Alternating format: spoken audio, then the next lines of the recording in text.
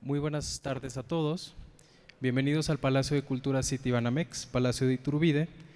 en esta tarde en la que nos da mucho gusto presentar e inaugurar la Cátedra Extraordinaria Juana Gutiérrez Haces en Arte Virreinal Iberoamericano, en alianza con el Instituto de Investigaciones Estéticas de la Universidad Nacional Autónoma de México. Le damos la bienvenida a nuestro presidium y nos da mucho gusto recibir esta tarde al doctor Leonardo Lomelí Vanegas, rector de la Universidad Nacional Autónoma de México.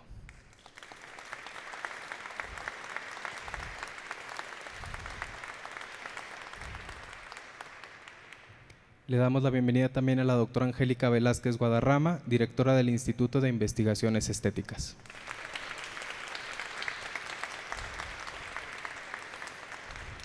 Nos acompaña también Alberto Gómez Alcalá, director corporativo de Desarrollo Institucional y Estudios Económicos y Comunicación de Citibanamex.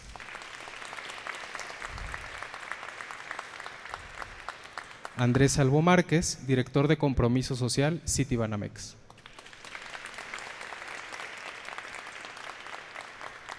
Y Cándida Fernández de Calderón, directora de Fomento Cultural, Citibanamex.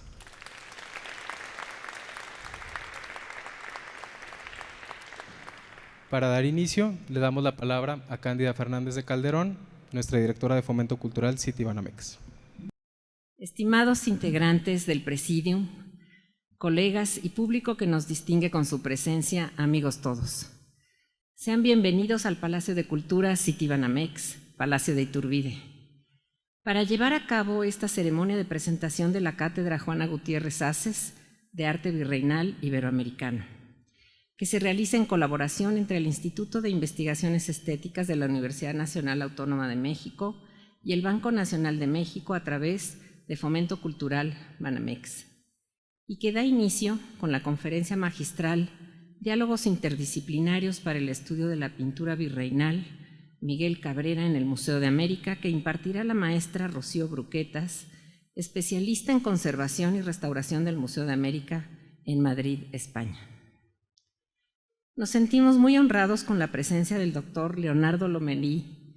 Vanegas, rector de la máxima Casa de Estudios de México, así como de Angélica Velázquez, directora del Instituto de Investigaciones Estéticas, amiga de esta casa de muchos años y de quien recibimos la invitación para ser parte de la cátedra en reconocimiento de Juana Gutiérrez Haces. Fomento Cultural Citibanamex, a lo largo de su trayectoria de 53 años, ha dedicado su quehacer al estudio de las manifestaciones culturales y artísticas de México. En el transcurso de los últimos 30 años, nuestros esfuerzos han tenido un énfasis en el ámbito de los estudios de investigación en los rubros curatorial y editorial de la pintura virreinal de la Nueva España, con el propósito de difundirla con proyectos de gran calado y alcance que hemos desarrollado al interior de nuestra fundación y en colaboración con centros de investigación e instituciones museísticas, tanto de México como en el extranjero, en las que hemos contado con la participación de destacados especialistas en la materia y de forma muy especial con el Instituto de Investigaciones de Estéticas de la UNAM. En este propósito, las aportaciones de la maestra Juana Gutiérrez Haces, quien fuera asesora académica de nuestra institución y muy destacada investigadora de dicho instituto, fueron y han sido más que significativas, por la gran capacidad intelectual y su profundo conocimiento de la pintura virreinal, tanto novohispana como iberoamericana. Recuerdo que a pocos meses de iniciar mi gestión en Fomento Cultural Banamex, hace ya muchos años, 32, invitamos a Juana para ser nuestra asesora académica, dada la cercana amistad que cultivábamos en las visitas guiadas que dábamos en la Universidad Iberoamericana y en otras iniciativas semejantes, y por su gran calidad de investigación. La asesoría de Juana para Fomento Cultural y para mí en lo personal fue muy importante. Destaco que siempre compartimos el entusiasmo por llevar adelante los proyectos, aún en los momentos difíciles que en algún punto sufren las investigaciones de largo aliento.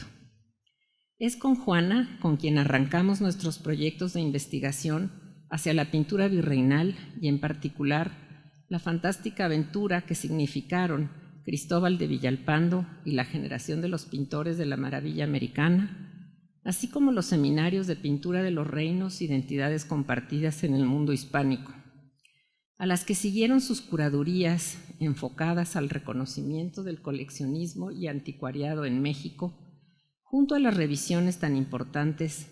en torno a la obra de Juan O'Gorman, que con motivo de su centenario se dio, entre muchas acciones más que realizamos con ella. Quiero aquí resaltar algunos rasgos de su personalidad. Enamoraba su vehemencia, su conocimiento del arte y la historia, y esa pasión por las materias de su estudio. Un ojo educado y agudo, bien conectado con el cerebro, que le permitieron desarrollar teorías y metodologías que aportó a la historia del arte en nuestro país, aunadas a su solidaridad y calidad humana que siempre la distinguieron. Como docente, además, siempre compartió su conocimiento entre sus pares, alumnos y todo aquel con interés por nuestra pintura virreinal y las expresiones estéticas en general. Recuerdo cómo nació el proyecto de Cristóbal de Villalpando en una mañana que fuimos juntas a ver la exposición de Juan Valdés Leal y el arte sevillano del barroco, que se presentaba en el Centro Cultural de Arte Contemporáneo de Televisa desde agosto a diciembre de 1993. En la sala donde se encontraba una gran pintura de Valdés Leal, se mostraba a un costado de ella la magnífica pintura de Villalpando, El dulce nombre de María. Y cómo nos pareció evidente la maestría de ambos, pero en donde de verdad la obra de Villalpando brillaba aún más. Ya para entonces habíamos conversado sobre la necesidad de conocer mejor y revalorar la pintura novohispana a través de catálogos razonados y estudios comparativos. Y en esa mañana, Villalpando se plantó como la mejor alternativa para emprender el maravilloso camino de investigación que iniciamos con el gran respaldo de nuestras instituciones respectivamente. Camino en el que fuimos en una primera etapa de la mano de Juana y a partir de 2007 ya sin ella presente en vida, pero siempre en nuestra memoria. Estos proyectos, primero de investigación y más tarde materializados en publicaciones y exposiciones, se iniciaron con el catálogo razonado de Cristóbal de Villalpando, que se exhibió en el Palacio de Iturbide en 97 y más tarde en 98 en la Real Academia de Bellas Artes de San Fernando en Madrid. Otra línea de investigación que abrió Juana fue la de su tesis doctoral sobre la generación de pintores de la segunda mitad del siglo XVIII, que vio sus planteamientos entre 2002 y 2006, bajo la dirección de la doctora Elisa Vargas Lugo, quien años después aceptó retomar el tema para fomento cultural y hacer una bella exposición que se presentó en Palacio de Iturbide con el apoyo también del Instituto de Investigaciones Estéticas. A partir del invierno del 2007, Pintura de los Reinos, Identidades Compartidas, con la curaduría de Jonathan Brown y bajo la premisa marcada por Juana Gutiérrez, que Jonathan siempre reconoció, se trabajó en el guión de la exposición y en el listado de la obra para exhibir, también a través de varias reuniones internacionales y sumándose al trabajo de visitas y negociaciones entre 2006 y 2009 por parte de Fomento Cultural para presentar en museos relevantes la exposición presentada por el Banco Nacional de México junto a un grupo de instituciones y empresas que nos apoyaron. La exposición arrancó en octubre del 2010 en el Museo Nacional del Prado y el Palacio Real de Madrid, en el 11 en esta casa y en el 2014 en el Museo del Louvre en Francia. Los resultados fueron excelentes, de crítica, y abrieron además plazas de curadores de la pintura virreinal en importantes museos en ambos lados del Atlántico. Frutos de este programa de investigación integral trajo después también un par de invitaciones muy importantes a presentar a Villalpando en el Met y Pintado en México, Pincit Messici, por parte del ACMA y presentándose tanto en el Museo del Condado de Los Ángeles como en el Met y aquí en Palacio de Iturbide entre 2017 y 2018.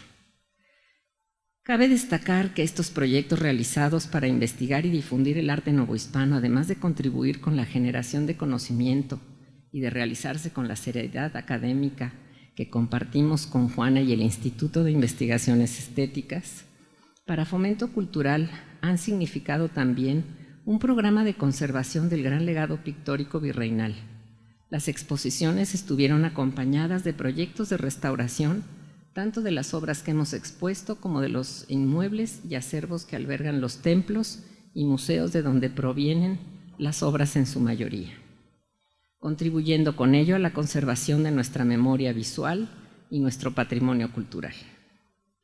Por estas razones, celebro la iniciativa del Instituto de Investigaciones Estéticas de la Universidad Nacional Autónoma de México con la creación de esta cátedra que lleva el nombre de Juana Gutiérrez, para continuar su legado en los estudios del arte virreinal, y qué mejor forma que inaugurando esta iniciativa académica con la conferencia magistral que tendrá lugar en unos momentos. Queremos agradecer aquí al Banco Nacional de México su genuino interés en la cultura mexicana y el apoyo que en forma ininterrumpida ha brindado a la realización de grandes proyectos de investigación, exposiciones, publicaciones, restauración de patrimonio y el desarrollo de relaciones interinstitucionales a través de Fomento Cultural Banamex. Enhorabuena, querida Angélica, directora del Instituto de Investigaciones Estéticas, rector Leonardo Lomelí, agradecemos su presencia esta tarde una vez más, así como también a nuestros invitados de la mesa, a los integrantes del Instituto de Investigaciones Estéticas que están hoy con nosotros y a los asistentes del público que nos acompaña para celebrar entre amigos la memoria de nuestra querida Juana. Esta celebración la compartimos todos los que formamos parte de Fomento Cultural Banamex y que estamos también algunos de nosotros aquí y que tuvimos el privilegio de conocerla y trabajar a su lado en esta que también fue su casa por muchos años. La recordamos y nos decimos en cada proyecto de pintura virreinal que llevamos a cabo, ahora más aún con la cátedra, misión cumplida, Juana. Y de hoy en adelante, a no bajar la vara en los proyectos por venir. Muchas gracias.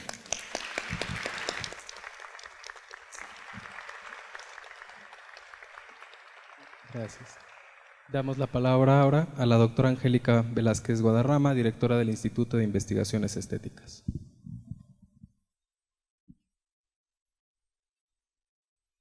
Buenas tardes. Me es grato saludar a las autoridades que nos acompañan en este acto, a Alberto Gómez Alcalá, director corporativo de Desarrollo Institucional, Estudios Económicos y Comunicación, a nuestro rector,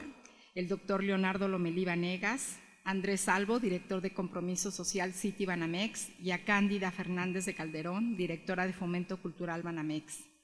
así como al personal de Fomento Cultural Banamex y de City Banamex, a la comunidad universitaria y al público en general que nos acompaña. No puedo hablar de Juana Gutiérrez sin emocionarme, sin que se me quiebre la voz. Juana fue una historiadora del arte apasionada y una docente comprometida y entusiasta que tenía el don de transmitir a sus alumnos sus sólidos conocimientos en el arte del Renacimiento y la pintura novohispana, pero sobre todo de entusiasmarlos con sus certeros análisis. Fue también una divulgadora excepcional que hacía vibrar a sus escuchas cuando se paraba frente a una pintura, una escultura o un monumento. Conocí a Juana cuando realizaba mis estudios de licenciatura en la Plaza de España en Roma, en donde ella llevaba a cabo sus estudios de posgrado en Historia del Arte en la Universidad de Urbino. Desde nuestro primer encuentro nos sentimos conectadas por una vocación y una pasión común, la historia del arte. Más tarde coincidimos como investigadoras en el Instituto de Investigaciones Estéticas y a partir de entonces compartimos en los corredores del instituto o en nuestros cubículos proyectos, inquietudes y aspiraciones en nuestros campos de estudio. Su infinita curiosidad por la cultura, el arte y la historia de México hacían de ella una interlocutora inigualable.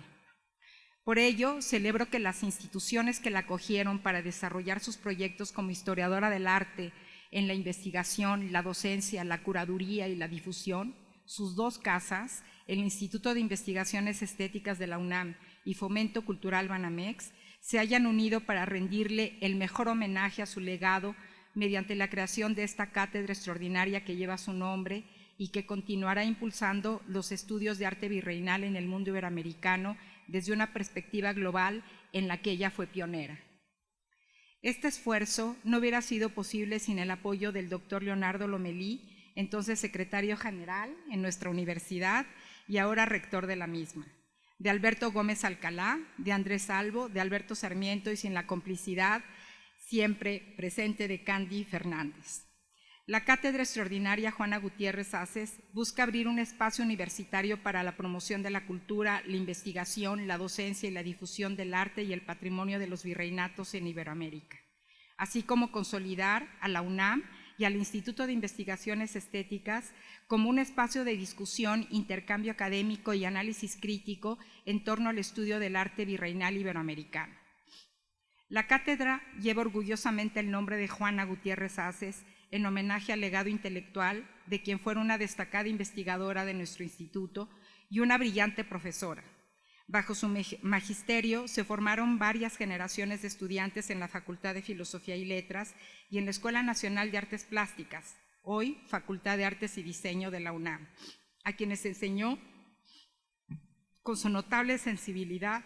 a percibir el arte como un fenómeno estético, histórico y social,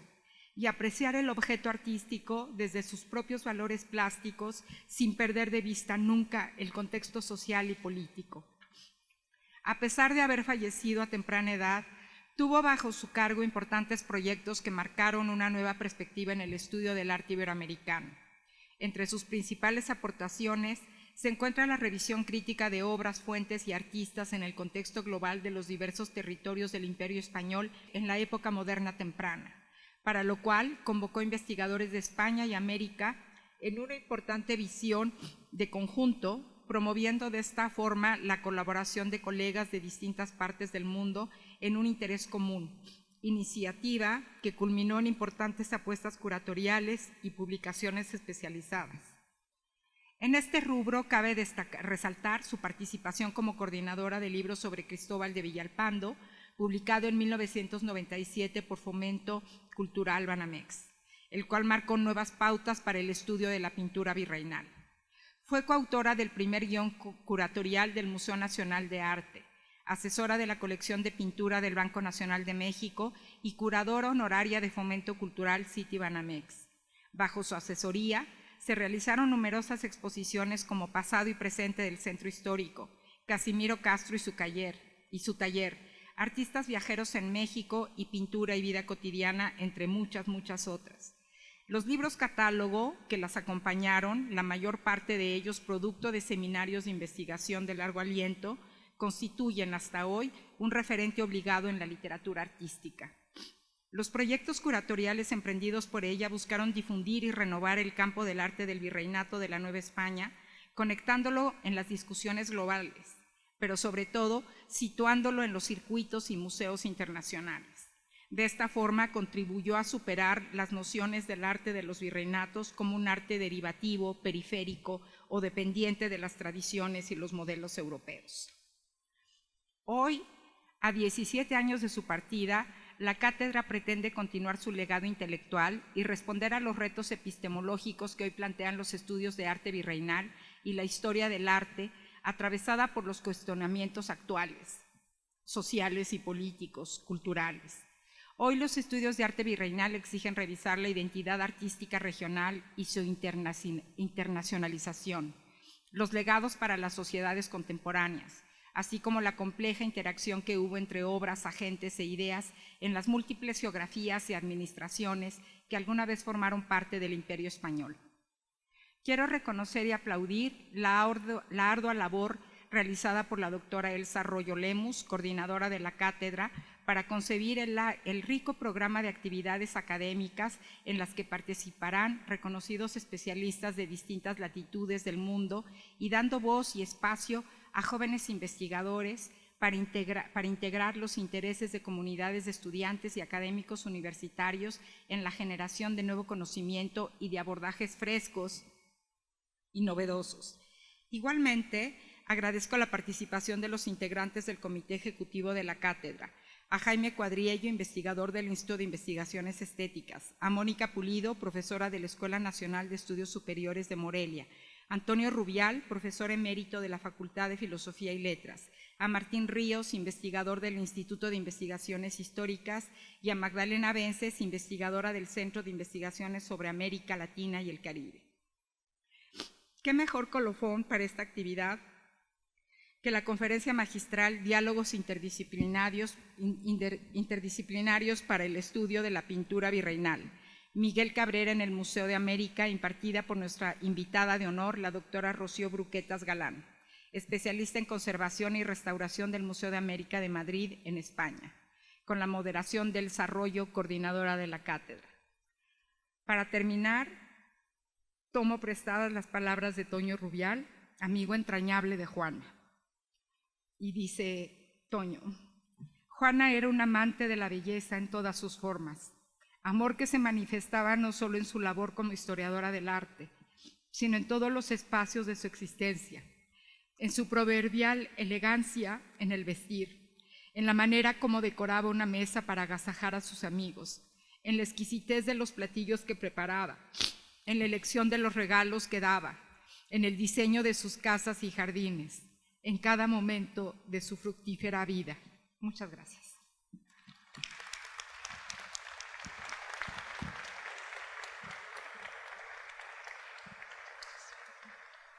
Damos la palabra ahora a Alberto Gómez Alcalá, director corporativo de Desarrollo Institucional, Estudios Económicos y Comunicación de Citibanamex. Muchas gracias, distinguidas autoridades y compañeros del Presidium, amigos todos aquí presentes, muy buenas tardes. En nombre del Banco Nacional de México, me da un enorme gusto estar con ustedes en la presentación de la Cátedra Extraordinaria Juana Gutiérrez Haces de Arte Virreinal Iberoamericano, en alianza entre el Instituto de Investigaciones Estéticas de la Universidad Nacional Autónoma de México y nuestra institución a través de Fomento Cultural Citibanamex. Agradezco muy particularmente la presencia del doctor Leonardo Lomelí Venegas, rector de la máxima casa de estudios de nuestro país, así como de Angélica Velázquez, directora del Instituto de Investigaciones Estéticas, institución y ella misma, muy cercanas a nosotros y a Fomento Cultural Citibanamex, y de quien recibimos con enorme satisfacción la invitación a colaborar en la cátedra en honor de nuestra querida Juana Gutiérrez. De veras, estimada Angélica, mil gracias por pensar en nosotros. Hablamos de una cátedra que será fundada con el propósito de formar especialistas en esta materia y propiciar el intercambio de ideas, conocimientos y saberes sobre el arte virreinal de Iberoamérica, y así continuar con el gran legado de Juana, una mujer tan profunda en conocimiento como lo fue en el debate y en la argumentación, con una creatividad incesante, siempre imbuida por una absoluta pasión por México y lo mexicano. Su visión estratégica y su capacidad de actualizarse constantemente mucho nos ayudaron a aprender a ver el arte de una forma diferente y a vincularlo siempre al contexto de cada época.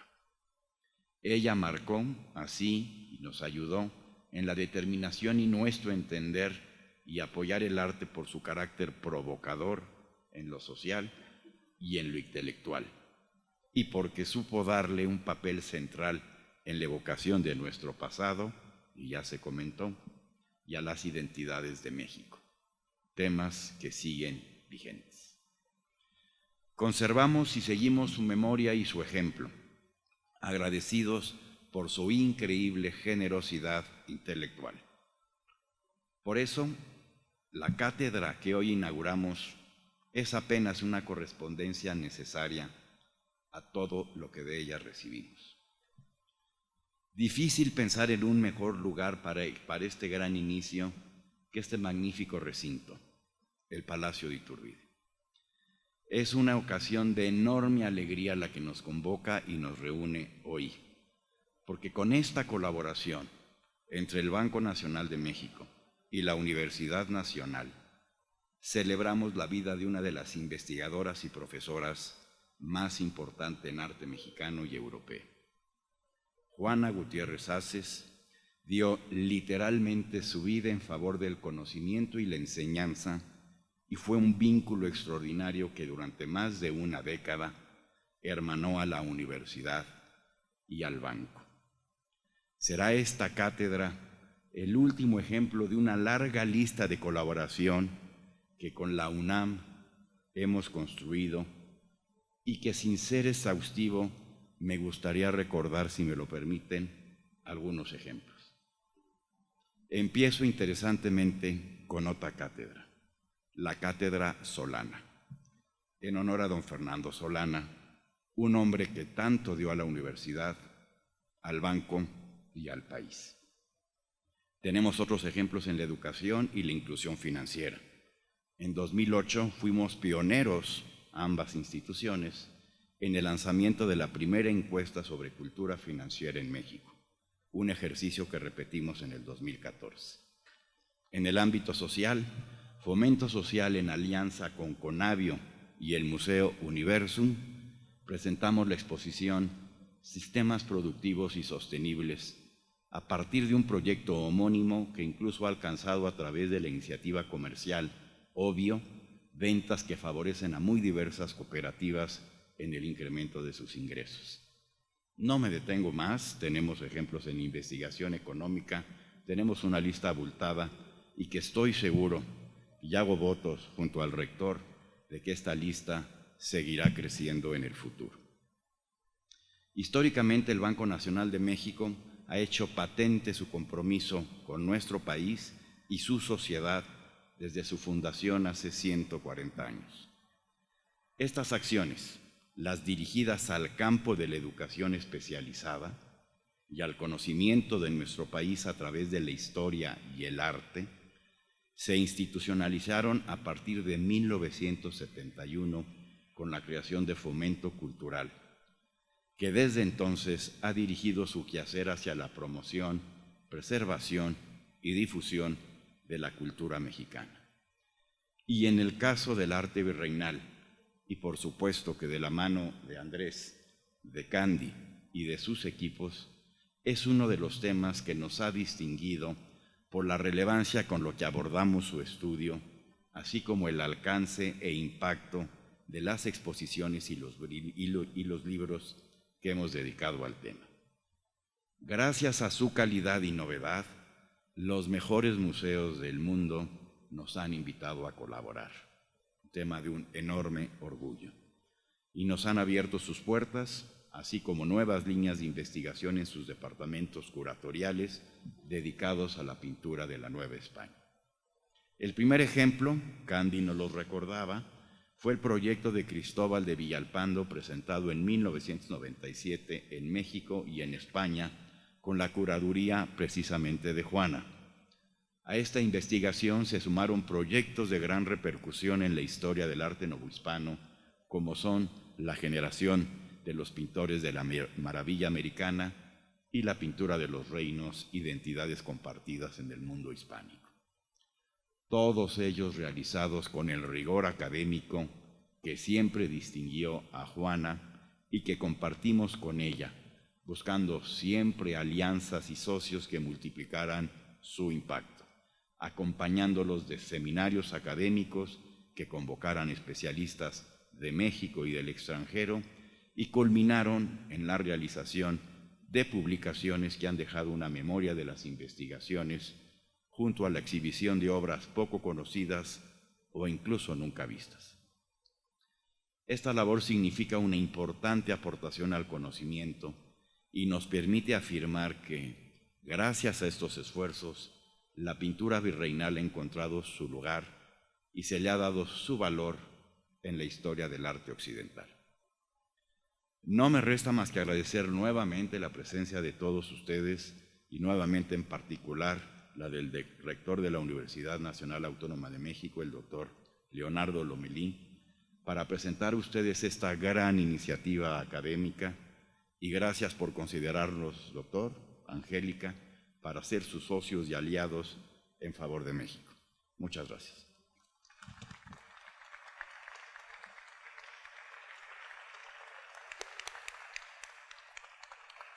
Damos la palabra ahora al doctor Leonardo Lomení Vanegas, rector de la Universidad Nacional Autónoma de México. Muchas gracias, muy buenas tardes. Me da mucho gusto saludar a Alberto Gómez Alcalá, director corporativo de Desarrollo Institucional, Estudios Económicos y Comunicación de Citibanamex, a la doctora Angélica Velázquez Guadarrama, directora del Instituto de Investigaciones Estéticas de nuestra universidad, al doctor Andrés Albo Márquez, director de Compromiso Social de Citibanamex, a la doctora Cándida Fernández de Calderón, directora de Fomento Cultural Citibanamex, al doctor Renato González Melo, integrante de la Honorable Junta de Gobierno de nuestra universidad, a directoras y directores del Subsistema de Humanidades y de la Investigación Científica que nos acompañan el día de hoy, a los muy queridos y apreciados colegas del Instituto de Investigaciones de Investigaciones Estéticas, ya les estoy cambiando la descripción, entre ellas a mi muy querida maestra Marta Fernández,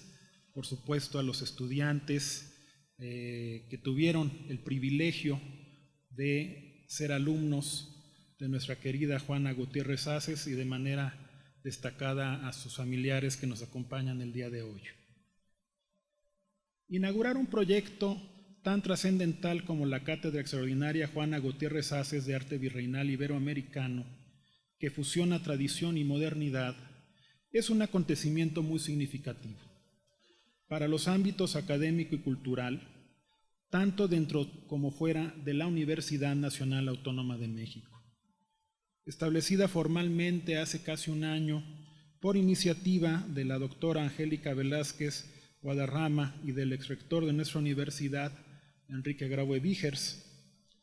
es un reflejo de nuestro compromiso de preservar y promover la vasta herencia artística de Iberoamérica. Al mismo tiempo, celebra la estratégica y fructífera colaboración a la que ya aludía Alberto Gómez entre la Universidad Nacional Autónoma de México y el Banco Nacional de México. Al unir fuerzas, ambas instituciones reafirman una misión en común: consolidar el necesario vínculo entre la difusión, la excelencia académica y la pertinencia social. Además de ser un merecido homenaje a la obra de una de las más destacadas investigadoras del arte virreinal, es una plataforma para su análisis y divulgación. El legado de la doctora Juana Gutiérrez Haces radica en que su ímpetu y rigor académico contribuyeron a formar a decenas de especialistas, enriqueciendo la historiografía en México y potenciando el alcance internacional de nuestra cultura. Quienes tuvimos la suerte de ser sus alumnos, reconocemos en ella a una gran maestra y un ejemplo de dedicación a la docencia, la investigación y la difusión de la cultura. Gracias a su gran talento y profesionalismo, muchas colecciones han sido resguardadas y exhibidas en distintos museos a nivel nacional e internacional, y se han revalorado y reinterpretado las contribuciones del arte colonial hispanoamericano al arte universal. Por estas razones, este encuentro académico que hoy inauguramos es un testimonio vivo de su capacidad para continuar tendiendo puentes entre diferentes épocas y cosmovisiones, ampliando nuestra comprensión del arte novohispano y por ende de nuestra identidad. Al crear esta cátedra, también abrimos nuevas líneas de investigación. Fomentamos asimismo la crítica y la promoción del conocimiento especializado. Este espacio académico representa una oportunidad inmejorable para ahondar en las manifestaciones surgidas durante el largo y complicado proceso de colonización, una etapa marcada por las complejas relaciones entre los estamentos virreinales y los pueblos originarios, que dieron lugar tanto a diversos conflictos como a una extraordinaria riqueza y diversidad artística y cultural. El arte virreinal es evidencia directa de las tensiones y sincretismos que definieron esa época y cuyos ecos perduran hasta nuestros días. Además de entrelazar las raíces europeas con las indígenas e incluso con las africanas y las asiáticas, proyecta un lenguaje único que amalgama y crea expresiones cargadas de simbolismos. Acercarse analíticamente a esta realidad requiere de la convergencia de las aportaciones de la religión, la literatura, la música, la sociología y la historia como dominios epistemológicos esenciales para construir una síntesis entrañable e interpretar cómo es que una colectividad narra sus mitos, sus problemas y sus planes ante el porvenir. De ahí que el cultivo constante de este campo nos permite cuestionar y reflexionar en torno a las dinámicas del poder, identidad y desigualdad que, desafortunadamente, continúan arraigadas en la actualidad. Con el establecimiento de esta cátedra, ratificamos nuestra vocación de promover el pensamiento crítico y el análisis riguroso de la memoria que habita en las artes, no solo desde una perspectiva histórica, sino también explicando su insoslayable relación con los desafíos contemporáneos. En ese sentido, el Instituto de Investigaciones Estéticas ha sido, desde su fundación, un referente en el estudio del arte en todas sus formas y periodos como vía de acceso a la comprensión de estos mecanismos. Mediante conferencias, seminarios, exposiciones y proyectos permanentes, este espacio honrará estas prácticas y ofrecerá un foro para el intercambio plural de ideas y de enfoques. Adicionalmente, servirá como un punto de concurrencia para diversas disciplinas y como un vehículo para impulsar el desarrollo de perspectivas renovadoras en los horizontes del conocimiento artístico. Hago votos porque esta cátedra inspire a las nuevas generaciones, que consolide la continuidad del magnífico trabajo de Juana Gutiérrez Haces, a la vez que honre su memoria y que siga alentando pesquisas rigurosas e innovadoras. Es fundamental que sigamos valorando y preservando nuestro patrimonio, tanto como una forma indispensable para comprender nuestro pasado, como para crear herramientas para construir un mejor futuro. Quisiera agradecer a quienes, con su visión y esfuerzo, han hecho posible la creación de esta cátedra, a las y los académicos que han dedicado su vida al entendimiento profundo de los fenómenos estéticos, a las y los alumnos que continúan mostrando un gran interés y pasión por este tema, y a las instituciones públicas y privadas que, como Fomento Cultural Citibanamex, han apoyado constructivamente a esta y muchas otras iniciativas. Agradezco en particular a Angélica Velázquez por esta iniciativa, al apoyo que hemos tenido de Alberto Gómez, de Andrés Salvo, de Cándida Fernández, de Alberto Sarmiento y de todas aquellas personas que han hecho posible concretar este proyecto que hace justicia a la labor que realizó en sus dos casas Juana Gutiérrez Haces. Invito a toda la comunidad universitaria y al público en general a participar activamente en el marco de las actividades de este programa. Estoy seguro de que, a través del diálogo, lograremos seguir contribuyendo al enriquecimiento educativo y cultural y al bienestar de nuestra sociedad. Por todo lo anterior,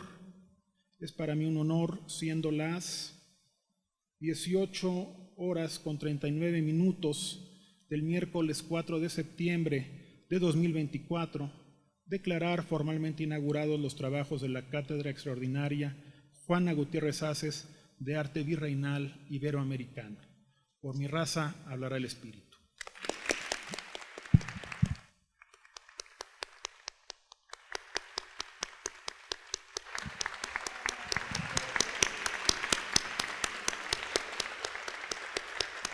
Recibimos con mucho gusto en el Presidium a la doctora Rocío Bruquetas Galán, especialista en conservación y restauración del Museo de América de Madrid, en España, y a la doctora Elsa Arroyo Lemus, coordinadora de la Cátedra Extraordinaria Juana Gutiérrez Haces en Arte Virreinal Iberoamericano.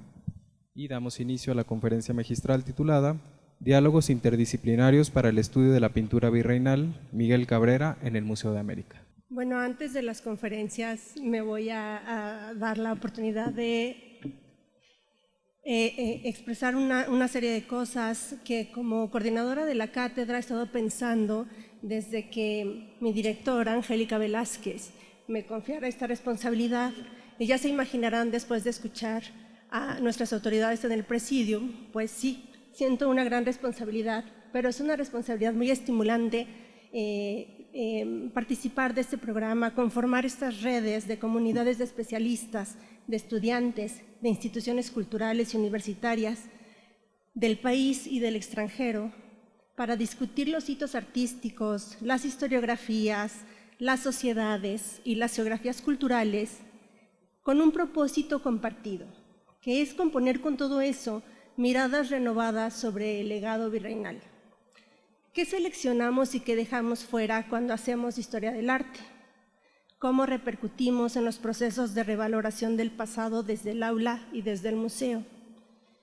Yo saludo y me da mucho gusto ver aquí a tantas amigas y amigos, queridos colegas, a mis alumnas y a mis alumnos y a todas las personas que nos acompañan para celebrar el arranque oficial de la Cátedra Extraordinaria Juana Gutiérrez Haces en Arte Virreinal Iberoamericano. Ahora sí, voy a presentar a la doctora Rocío Bruquetas, querida colega, con quienes hemos pensado también cómo vamos a hablar desde esta mirada renovada sobre los paradigmas de estudio del arte universal, esas verdades que aquí me gustaría también recordar unas palabras de la doctora Gutiérrez Haces en su tesis doctoral, cuando hablaba de la generación del pintor Miguel Cabrera, advirtió que a fuerza de repetir juicios como verdades, estos valores se afianzan en la sociedad, pero también con el paso del tiempo se desmoronan. Desde la cátedra extraordinaria que lleva su nombre, vamos a discutir sobre esos juicios, sus pervivencias y sus agrietamientos.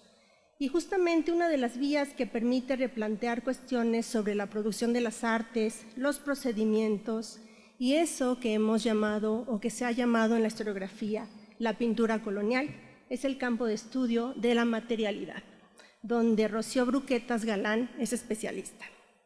Nuestra ponente magistral y querida colega es doctora en Historia del Arte por la Universidad Complutense de Madrid y conservadora restauradora por la Escuela de Conservación y Restauración de Bienes Culturales de Madrid. Desde el año 86 hasta el 2014 trabajó como restauradora de pintura de caballete en el Instituto del Patrimonio Cultural de España y desde ese año hasta noviembre del 2023 se desempeñó como restauradora del Museo de América en Madrid, con énfasis en la gestión e intervención de la colección de pintura virreinal americana. Entre estos últimos trabajos desempeñados en el museo, ha tenido a su cargo un proyecto muy interesante de restauración e investigación sobre la serie de la vida de la Virgen, del artista novohispano Miguel Cabrera, apoyado por la Fundación Getty. Su especialidad como investigadora son las fuentes para el estudio de los materiales y las técnicas pictóricas en España e Iberoamérica. Trayectoria iniciada con su tesis doctoral, Técnicas y materiales de la pintura española en los siglos de oro, publicada en 2002 y reeditada en 2007. Sobre ese tema ha escrito numerosos artículos y colaboraciones en libros, entre los que destacan los dedicados a la práctica de artistas como Zurbarán, Goya, la Escuela Toledana del siglo XVI, Miguel Cabrera, entre otros pintores. Ella ha impartido conferencias, cursos, seminarios, no me detengo más en su currículum, solo adelantarles, sin spoilers, que su conferencia la dedicará a revisar la figura de Miguel Cabrera a partir de un caso de estudio muy elocuente para dimensionar la circulación transatlántica del arte novohispano. Bienvenida, Rocío. Muchas gracias, Elsa. Quiero saludar al señor rector de la UNAM, doctor Lomelí Vargas, al director de Compromiso Social de Banamex, doctor Albo Márquez, a la directora del Instituto de Investigaciones Estéticas, la doctora Angélica Velázquez, y a la directora de Fomento Cultural de Citibanamex, doña Cándida Fernández de Calderón. Me siento sinceramente honrada por esta invitación para dar una conferencia en este marco incomparable de la Ciudad de México y ante una concurrencia tal de autoridades académicas de la historia del arte que, debo reconocer, me intimida un poco. Yo provengo del mundo de la restauración de obras de arte, a eso me he dedicado siempre, aparte de mi faceta como investigadora, y aunque soy investigadora, he dedicado gran parte de mi vida a la investigación de fuentes históricas sobre técnicas pictóricas, como ha dicho Elsa,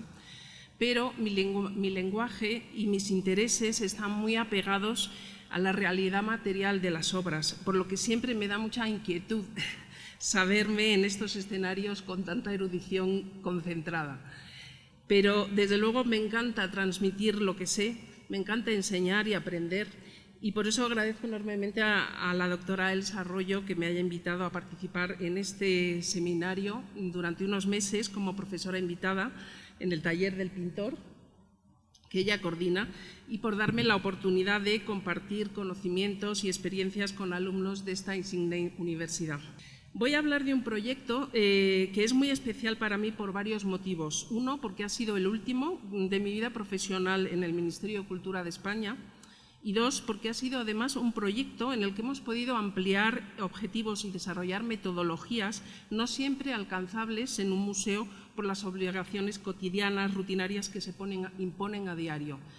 Y seguramente de esto muchos colegas saben de lo que estoy hablando, ¿no? Cuando entré en el Museo de América en el 2012, en el almacén se guardaba un conjunto de 9 cuadros firmados por Miguel Cabrera, pertenecientes a una misma serie sobre la vida de la Virgen. Los cuadros estaban sin restaurar, al menos recientemente, porque se habían ido adquiriendo en el mercado en diferentes momentos del siglo XX y siglo XXI. Y no había habido oportunidad hasta entonces de tratarlos. La importancia, interés y calidad del conjunto reclamaba realizar un proyecto de restauración para poder exhibirlos, pero no un proyecto de conservación y restauración sin más, sino algo más ambicioso que implicara estudios multidisciplinares, generación de conocimiento, intercambio y formación y difusión del mismo, ¿no? La directora de entonces, Concepción García Sainz, no solo nos dio su permiso, sino que nos alentó constantemente a emprenderlo y buscar las vías que nos permitieran materializarlo. La situación nos fue propicia cuando se convocaron unas ayudas de la Fundación Getty de Los Ángeles a través de una iniciativa, Conserving Canvas, que es un programa que apoyaba proyectos de restauración de pintura sobre soporte de lienzo. Presentamos nuestro proyecto en el que se trazaron los siguientes objetivos que están ahí expuestos. En primer lugar, por supuesto, conservar y restaurar el conjunto para posibilitar su exhibición y estudio. En segundo lugar, investigar las técnicas y los materiales pictóricos de este artista. En tercer lugar, capacitar restauradores en tratamientos estructurales de pintura sobre lienzo, todo dentro también de las líneas de objetivos que imponía por su lado la Fundación Getty. E intercambiar y compartir conocimientos con otros profesionales sobre aspectos técnicos de la pintura virreinal y de su conservación. Y por último, difundir el trabajo por diferentes medios. Añadimos además una propuesta final, que era hacer una exposición con los resultados de las investigaciones y de los trabajos realizados, que es la que está actualmente en el Museo de América expuesta. Desde el inicio del proyecto se llevó a cabo una investigación histórica en la que se pretendía conocer sobre el origen de la obra y su historia material, información que además daría apoyo a los tratamientos de restauración. Esta investigación estuvo a cargo de Ana Zavía, responsable en esos momentos de la colección de arte virreinal del museo. De forma resumida, daré unas breves notas de la información que se pudo reunir para este proyecto. La primera información escrita que tenemos del conjunto aparece en 1963 en un artículo del erudito murciano José Crisanto López en un estudio de obras de arte mexicanas en el Levante español, que señala en él que vio 4 grandes cuadros del pintor mexicano Miguel Cabrera en la casa del catedrático Cayetano de Mergelina, que ha fallecido en 1962. Los vio en la localidad de Yecla, en la provincia de Murcia, que es donde tenía la casa este catedrático. Las obras probablemente llegaron a Yecla al haberse mudado su propietario, Cayetano Mergelina, en 1903 desde su ciudad natal, Sanlúcar de Barrameda, en Cádiz. López afirmaba que estas pinturas, fechadas y firmadas por Miguel Cabrera en 1751, pertenecían a una serie mayor de 15 cuadros que habían sido compradas por un antepasado de Mergelina en México, y esta es la tradición oral que mantiene la familia, lo que parece en efecto la hipótesis más probable. Un antepasado de Cayetano Mergelina, Joaquín, nacido en Villena, Alicante, en 1776, era marino y se había mudado a Sanlúcar de Barrameda, ciudad en la que existía una clase una clase media de comerciantes, que es el caso de los Margelina, dedicados al comercio americano, asentados en esta ciudad desde hacía varias generaciones. Allí se casó con Eduarda Gómez de Barrera, quien a su vez pertenecía a una familia de comerciantes dedicados a la importación y exportación de mercancías con México. De hecho, un tío de su mujer, el capitán indiano Antonio Gómez de Barreda, había donado al convento sanluqueño de Dominicas de la Madre de Dios, donde profesó su hija, obras de pintores novohispanas como Andrés López y Manuel Salcedo. Uno de los hijos de este matrimonio, Diego Mergelina Gómez de Barrera, nacido en 1820 en Sanlúcar, se casó a su vez con otra Gómez de Barrera. Es decir, los hijos de este matrimonio van a ser los primeros de los que hay constancia documental como poseedores de las pinturas. Pero ¿cómo llegó a la propiedad del matrimonio Mergelina Gómez de Barreda la serie de la vida de la Virgen pintada por Cabrera? Todavía es una incógnita para nosotros. No se ha encontrado documentación hasta ahora que permita afirmar si la serie formó parte del ajuar de uno de estos antepasados indianos de la familia entre la segunda mitad del siglo XVII o el siglo XIX, aunque no parece fácil que eso fuera así, ¿no?, por el tamaño de los cuadros y el número. También no se puede descartar que fueran adquiridos ya en España de alguna institución religiosa desamortizada, de la que tampoco los archivos nos han aportado información por ahora, o incluso que fuera encargada por algún antepasado de Cabrera, al mismo Cabrera, para depositarla en una institución religiosa española, ¿no? Algunos testimonios materiales que hemos encontrado en el trabajo de restauración, que luego comentaré, nos ayudan a vislumbrar algunos datos que quizá nos puedan ayudar respecto a las fechas de llegada. Los cuadros de la serie, como decía, fueron repartidos entre los hijos y nietos de este matrimonio y poco a poco fueron llegando al museo por compra. En 2012 teníamos 9 y a partir de 2019 se compraron los 3 últimos. O sea, ahora mismo tenemos en total 12 cuadros de los 15 que forman la serie. Los 3 restantes cuadros que forman parte de la serie sería el nacimiento de la vida de la Virgen, el nacimiento de la Virgen se expone desde 2014 en el Museo de Denver, y los otros 2, Jesús entre los doctores y el descanso de la huida a Egipto, se encuentran en paradero desconocido actualmente.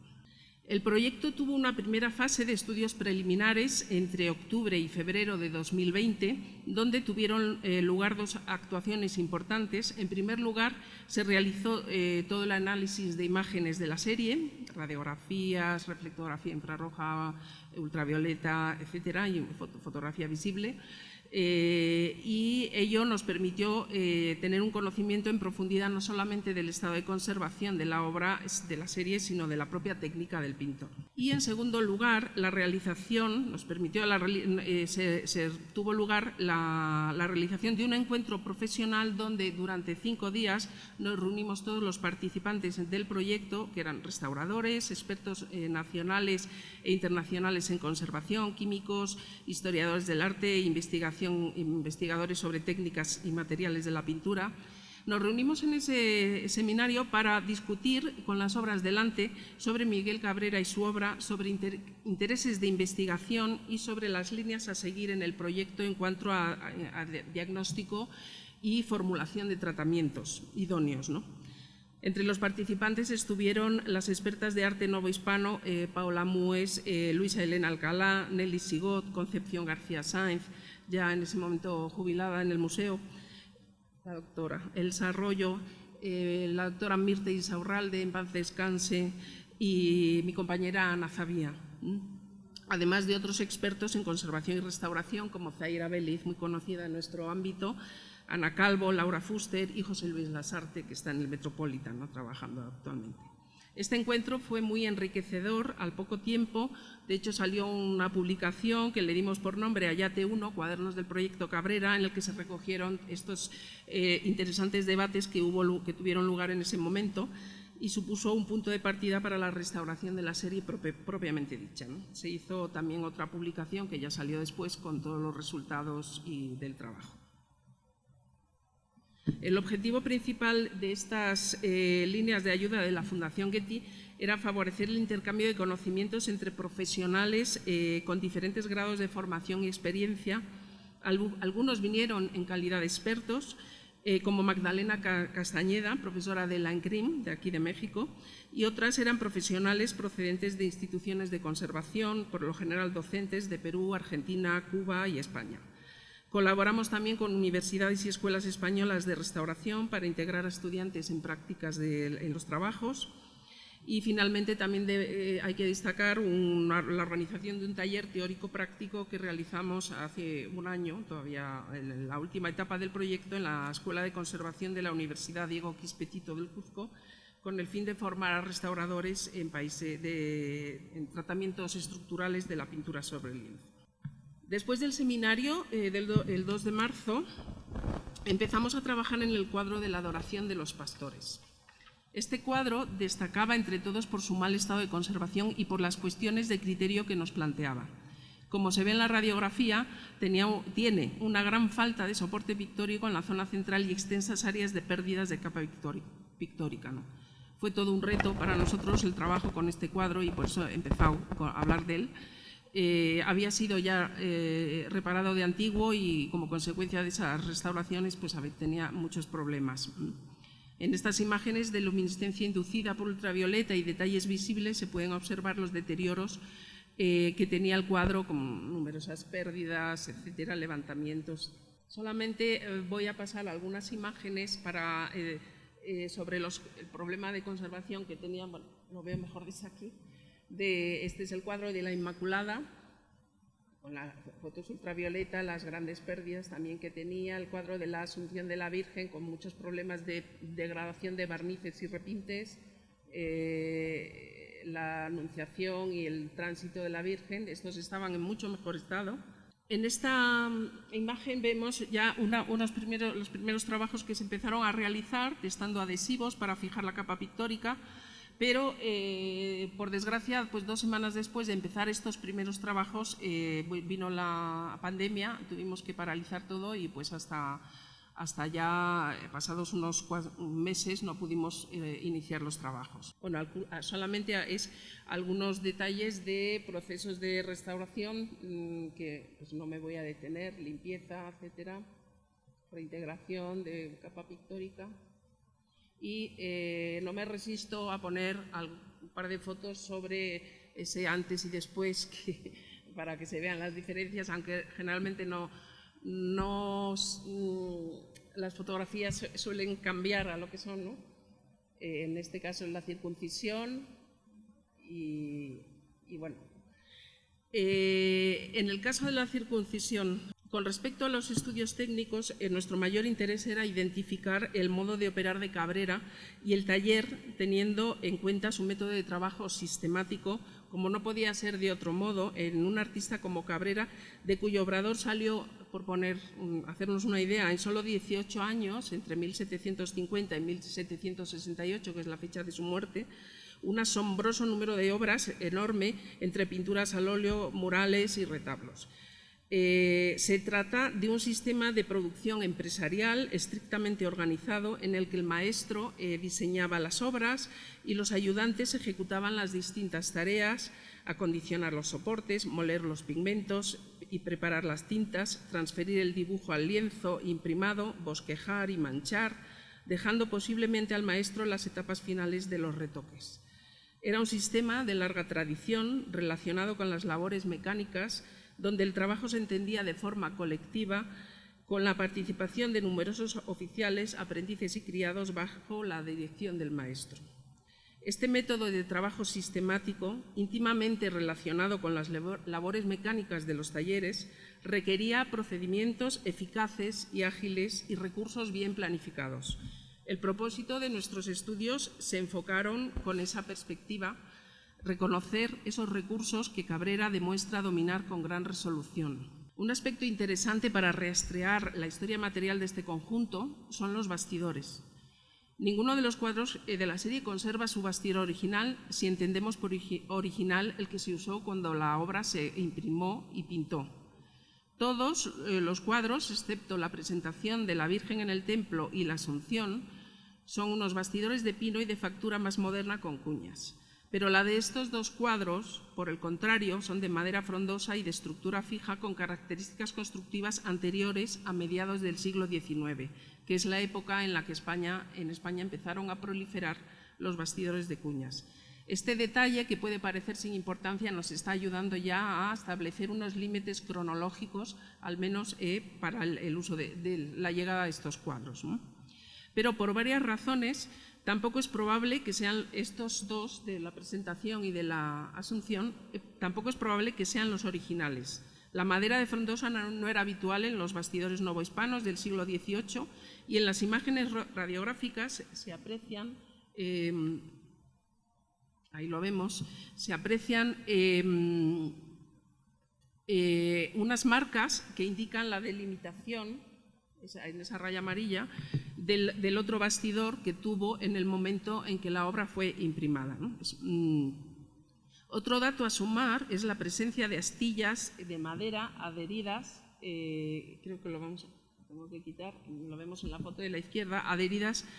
en los bordes interiores de la tela por donde se clavaba al bastidor. En la mayoría de los cuadros hemos encontrado esas astillas, lo que confirma que la pintura estuvo encolada a un bastidor anterior incluso a este, que es muy antiguo, y ese sí podría ser presumiblemente el original, ya que era costumbre aquí en México, si no me equivoco, pues, encolar los bordes de los lienzos a los bastidores cuando se pintaba. Por otro lado, la existencia de lienzos pintados sueltos en el obrador de Cabrera también puede indicar que usaban bastidores provisionales. La explicación razonable a la suma de todos estos datos es que los dos cuadros citados mantienen los bastidores sobre los que se montaron los lienzos a su llegada a España, ya que la costumbre era transportar los lienzos enrollados sobre rulos en las largas travesías marítimas, y a su llegada a España no fue posterior a mediados del siglo XIX por el hecho de tener estos bastidores más antiguos. También podríamos conjeturar, por el hecho de encontrar esas astillas pegadas a las revocaduras, que no fue un encargo para enviar de forma inmediata, sino que antes de su partida estuvieron instalados en algún lugar de México durante un tiempo indeterminado. Sobre el tipo de lienzo usado, debe ser un tipo de género que el propio Cabrera, aludiendo al ayate de la Virgen de Guadalupe, llama cotense, que se asemeja en trama y color, él dice, al lienzo, abro comillas, al lienzo crudo o bramante de la Europa, del que había varias calidades. Palomino recomienda para cuadros grandes el que llaman en Andalucía bramante crudo y en Castilla angulema. El bramante o bramante era una tela de lino con ligamento tafetán simple que se vendía en diferentes calidades, desde el más fino, llamado cofre, hasta el bramante crudo más vasto y sin blanquear. Cotense o cotense, nombre aplicado en la Nueva España al bramante, provenía originalmente de Coutances, otro importante centro textil de Francia, que en España se decía Cotanza. Este género, citado con mayor frecuencia en la documentación virreinal americana como soporte de pintura, eran telas ordinarias de lino o cáñamo con anchos de fábrica no superiores a los 110-112 centímetros, que, según el Diccionario de Autoridades de 1729, se empleaba para hacer camisas, sábanas y otras cosas. Todos los cuadros de la serie están pintados sobre telas de lino crudo con ligamento tafetán de gran homogeneidad y tersura, con una densidad de trama bastante cerrada. Se componen de dos piezas cosidas verticalmente, una más ancha, de 106-108 centímetros, y otra más estrecha. Para unirlos se han utilizado los dos tipos de costura mencionados por Palomino, el punto por cima, que une orillo con orillo mediante pasadas de hilo, y el punto de sábana, que es cuando la pieza añadida no conserva el orillo y se recurre a un pespunte simple. También hemos encontrado las tiras de papel encoladas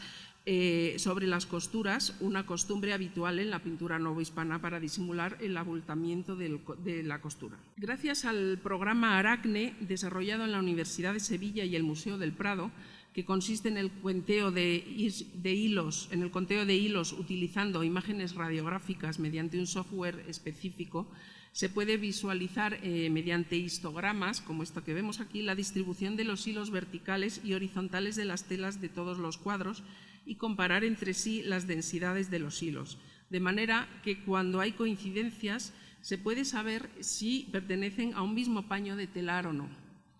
Por este método hemos comprobado que Cabrera utilizó tela de 3 rollos distintos, uno para los lienzos de la presentación y la anunciación, es decir, son paños que van consecutivos, han salido del telar y van consecutivos,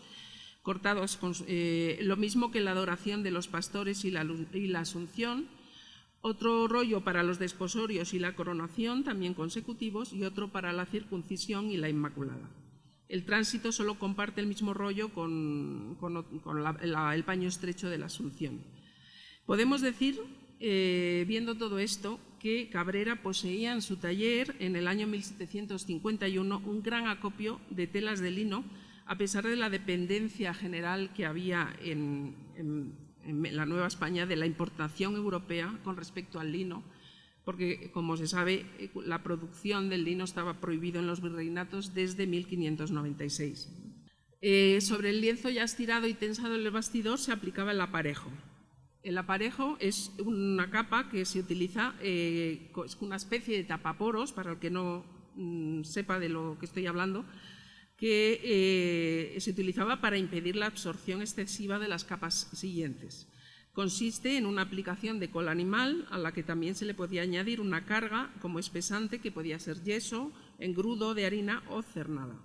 En la serie de Miguel Cabrera, ahora explico lo que es la cernada, la carga de aparejos son cenizas de madera lavadas, lo que se conocía como cernada, nombre aplicado al residuo que quedaba al echar agua caliente sobre las cenizas a través de un paño. El agua alcalina que se recogía era la lejía, usada, entre otras cosas, para blanquear la ropa.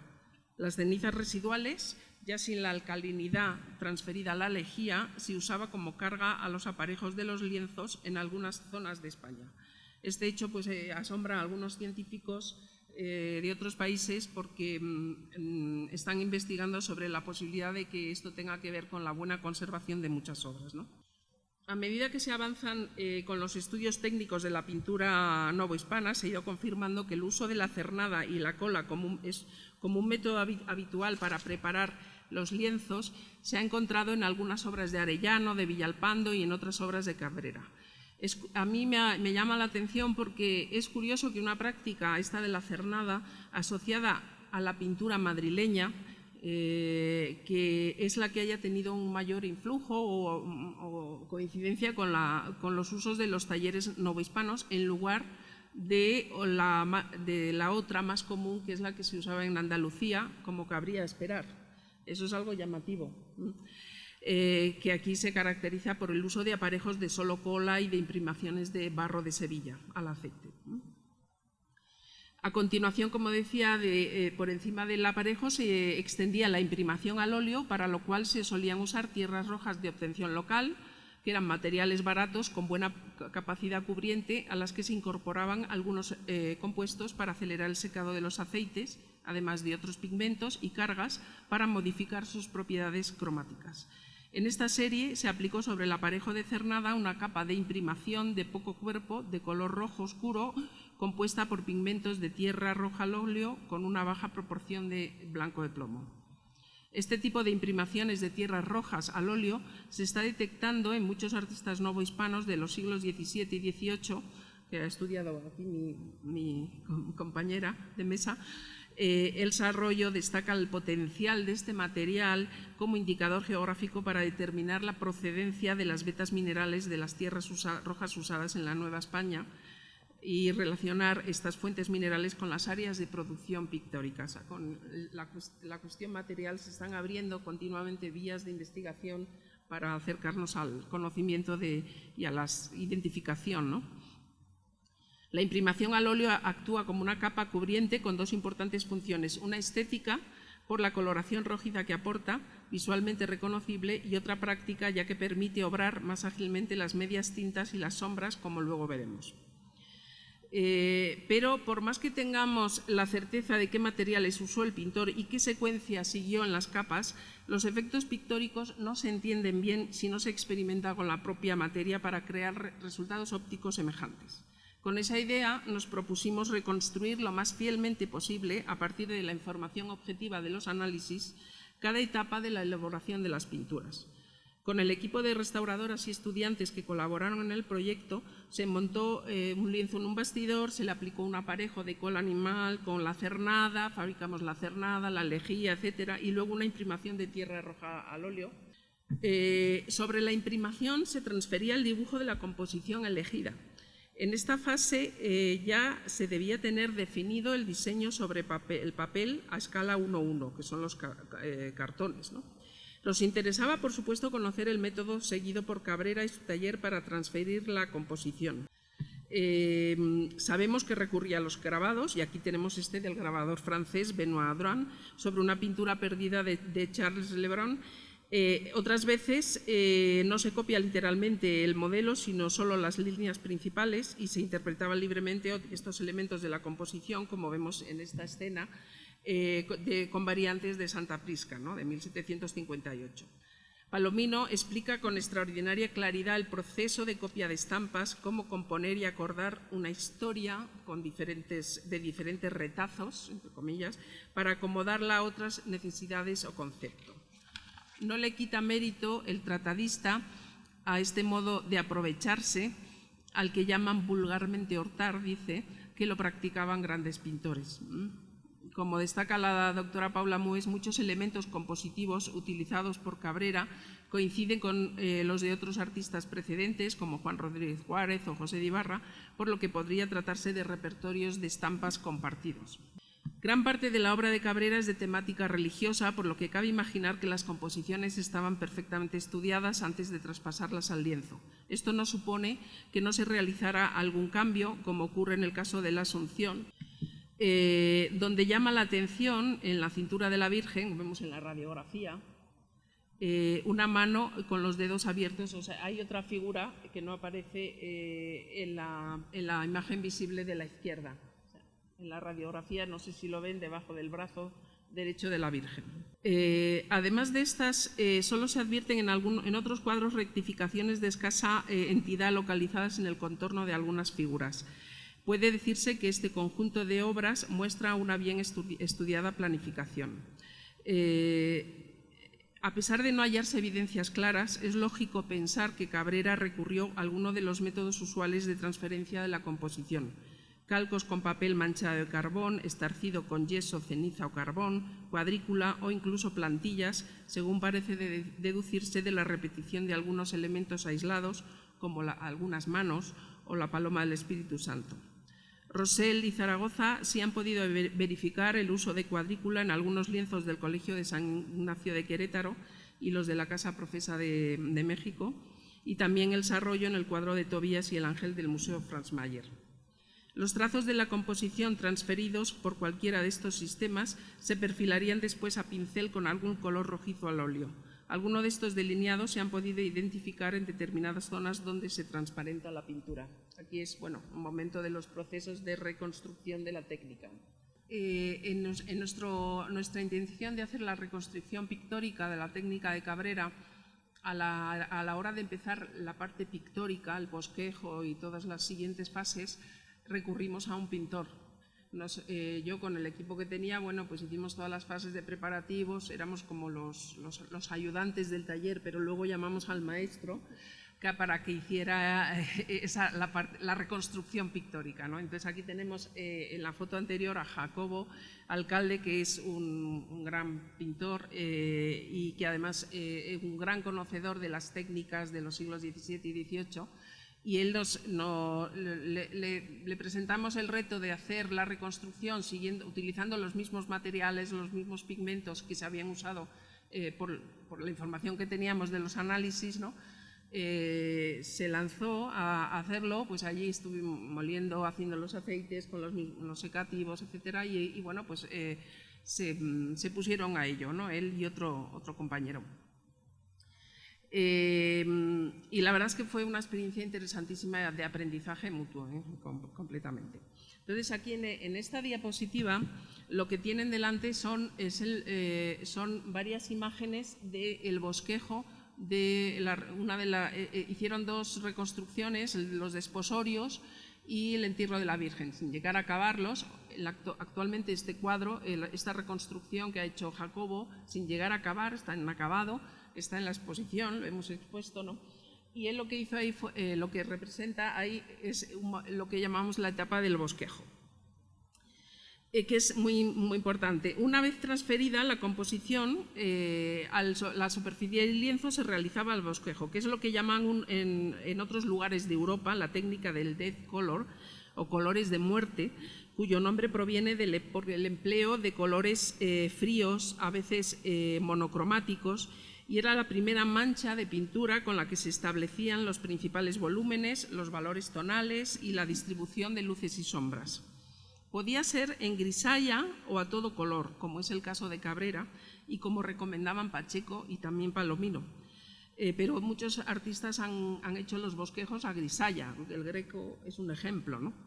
El bosquejo desempeña un papel estratégico en el resultado final porque interactúa con el color rojizo de la imprimación y con las siguientes capas, que es lo que se llamaban el labrado de colores, los retoques, las sombras y los realces, y era determinando los aspectos cromáticos como era la saturación, el matiz, la complementariedad e incluso distintas cualidades texturales y grados de transparencia y opacidad, cualidades texturales que conseguían a veces utilizando distintos tipos de pinceles, ¿no? El bosquejo se conseguía, como hemos visto en estos cuadros, combinando tres formas de mezclar el color. Lo que se hacía directamente en la paleta, la mezcla que se hacía directa en la paleta, lo que Palomino y otros tratadistas llaman las tintas, los baños o veladuras más o menos transparentes que también se empleaban en las siguientes fases y por último la mezcla por yuxtaposición de aplicaciones de color más o menos entreveradas, entre las que se contaba lo que pues, se conoce entre el arte italiano, el trateggio, y también lo usamos los restauradores, ¿no? El trateggio de los primitivos italianos, por ejemplo, o los diferentes efectos de lavados, frotados o arrastrados del pincel, lo que llaman el scambling, con el pincel seco, que han sido tan característicos de la pintura veneciana. Estos recursos, al interactuar con el oscuro del fondo, posibilitaban la graduación de valores lumínicos, lo que conocemos como grises ópticos, es decir, crean tonalidades a partir de las transparencias, creando efectos ópticos, ¿no? El bosquejo es como el cimiento de la pintura, tiene un valor estratégico importantísimo, un papel estratégico, y que proviene además de toda una tradición pictórica que se puede enlazar hasta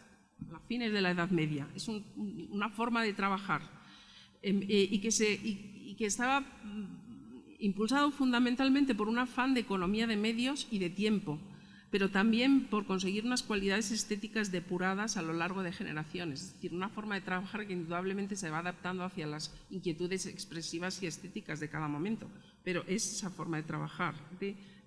o sea, por capas de manera estratégica. El bosquejo había que dejarlo secar para luego continuar. De hecho, muchos inventarios de artistas se especifican que tienen lienzos imprimados, lienzos bosquejados, lienzos acabados, ¿no? Porque los apilaban y los dejaban ahí descansar hasta luego volver con ellos. Hoy no se comprende muy bien cuál es la función de esta fase del bosquejo, porque su práctica se ha ido abandonando, sobre todo a partir del siglo XIX, cuando los pintores empiezan a pintar directamente, a conseguir los colores que van a poner sobre la superficie de manera directa, a partir de los bocetos iniciales, ¿no? Estas son las estratigrafías de una de las carnaciones de Santa Ana en el cuadro de la presentación, donde vemos, es que esto no tiene para señalar, ¿no? Ah, sí. Esta sería no llega. Después de la capa roja, que sería la imprimación, esa capa que es más parda, más amarillenta, más oscura, eso sería el bosquejo de las carnes. Lo vemos que aparece casi igual en todas las carnes, ¿no? Y luego ya lo que va variando es los retoques, las capas superiores, que son lo que ya llamaban el labrado del color, los retoques. Y en el caso de los azules, pues también parten de unos bosquejos, que sería esta primera capa. Aquí tomamos muestras en las diferentes zonas de sombra, de azul medio y azul claro, y parten también de un bosquejo, en este caso muy agrisado, y luego ya va matizando el color con blanco, mezclando blanco, mezclando. Creo que ya es el último. Y bueno, para terminar, quiero decir que es para mí una gran satisfacción con este proyecto haber contribuido a incrementar el conocimiento e interés que gradualmente se está generando en España por el arte virreinal, especialmente desde algunos acontecimientos significativos de los últimos años, como la exposición de la hija del virrey en el Museo de América, en el que también tuve la suerte de participar en la restauración y en los estudios técnicos, también con la exposición última que ha habido en el Museo del Prado del Tornaviaje, unos acontecimientos que están poniendo a la pintura novohispana en el lugar que le corresponde como expresión artística singular, y en paralelo con las otras manifestaciones que se dan en los reinos hispánicos, ¿no? Un interés cuya ausencia hasta ahora era injustificada si se tiene en cuenta la enorme afluencia de pintura novohispana que llegó a la península entre los siglos XVII y XVIII, en muchos casos con firmas de artistas reconocidos, siendo además una pintura que al menos en este último siglo, en el XVIII, puede llegar a tener una solidez equiparable o incluso superior a lo que se está dando en España en ese momento, viendo lo que hemos visto con Cabrera. Pensemos en el seco panorama de la pintura española en la primera mitad del 700, donde la brecha entre los encargos religiosos y las tendencias de la corte es considerable. La presencia de grandes series similares a la nuestra del museo, ¿no? Como la de Juan Correa y Arellano del Museo de Antequera, o la de José de Páez en Galicia, o la atribuida a José de Ibarra en la Cofradía de la Sagrada Mortaja de Sevilla, y numerosísimas obras devocionales aisladas, firmadas por importantes artistas mexicanos, ampliamente estudiadas por historiadores como Francisco Montes o Patricia Barea y otros, ¿no? Por mencionar solo algunos. Por no hablar de las imágenes guadalupanas, de las que próximamente tendremos una magnífica exposición de los doctores Jaime Cuadrillo y Paula Mues. Toda esa presencia elevadísima, cuya cantidad exacta aún desconocemos, de obras novohispanas en España, nos habla de intereses devocionales la mayor parte de las veces, de intereses comerciales en muchas otras, pero yo pienso que también hay que ver intereses de gusto, de un estilo que encajó muy bien en el panorama del gusto español en ese momento, en el 18 sobre todo. Y creo que este es un elemento muy importante a estudiar, en el que también interviene la técnica pictórica, los efectos lumínicos, los resultados cromáticos y, en definitiva, la cocina de la pintura. Muchas gracias. Gracias, Rocío, por compartirnos esta presentación y dejarnos viajar un poco en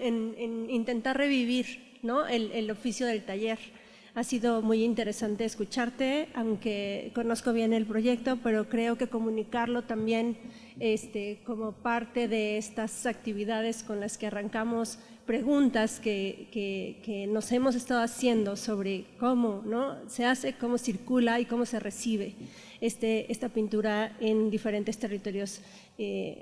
Ha sido muy, muy interesante. Gracias.